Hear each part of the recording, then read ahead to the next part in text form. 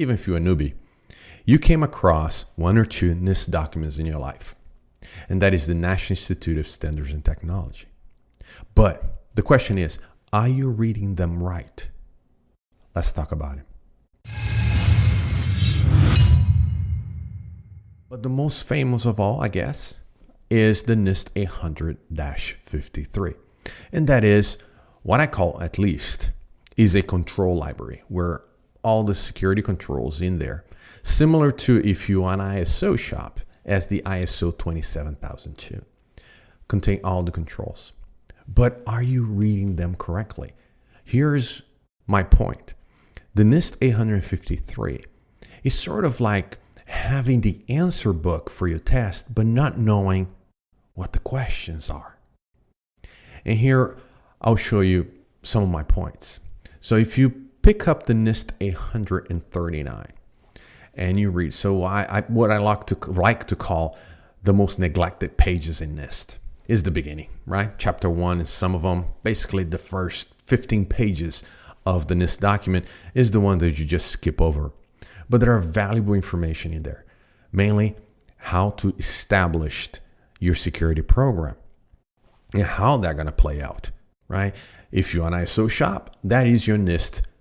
That is your ISO 27001 document that establishes the governance of your program. So I'll read a few of them in here just to prove a point.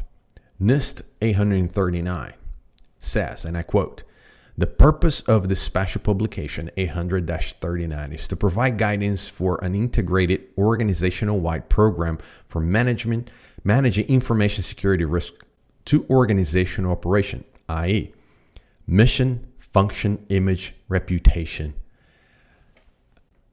NIST 853, the most popular one, says, and I quote, "The control selection criteria can be guided and informed by many factors, including mission and business needs." Another NIST document, and that is the NIST 837, which is your risk management framework. It states, "To ensure that managing system-related security and privacy risk is consistent with the mission and business objective." Finally, and I'll leave it here, the NIST document is specifically the NIST 8286. It states, "As part of their governance responsibility, executive leaders should establish clear and actionable risk management guidance based on enterprise mission and business objectives." Now, that is what you should establish your organization, and that is what I've been saying for a while now.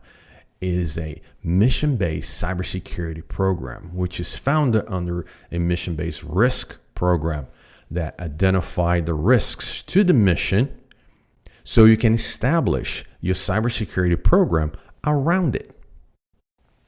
So if you don't start there and you start with the answer book for your tests and you don't know what the questions are, how you know you're picking the right answers? So understanding what are the mission and corporate objectives and understanding what systems support them. And system, I mean the ecosystem, firewalls, routers, switches, process, people, technology, the application stack, your application portfolio, whatever you call in your organization, whatever taxonomy you use within your organization. If you don't know what they are, where your cybersecurity program stands, what are they protecting? Everything? Most likely that will be the answer. But the thing is, if you protect everything, you protect nothing. If everything is a priority one, there is no priority. So you need to establish that. A flat network, is all production system treated equal? Well, those that support the operational of the organization, operations of the organization, that support the mission, the vision, the products and services that you provide to your customer shareholders, are they the same value as any other system on your production environment? Think about it. Once you understand those, you're going to be able to apply the controls that you find in NIST 853. That is your control library. You will apply them accordingly. You will segregate and segment your environment, high, medium, low, very high to very low, whatever you decide, a 5-point from very high to very low, or use the NIST from high, moderate, and low. But you need to understand what is the mission and the corporate objectives first, so you can apply security and establish security program accordingly and protect the organization accordingly as well.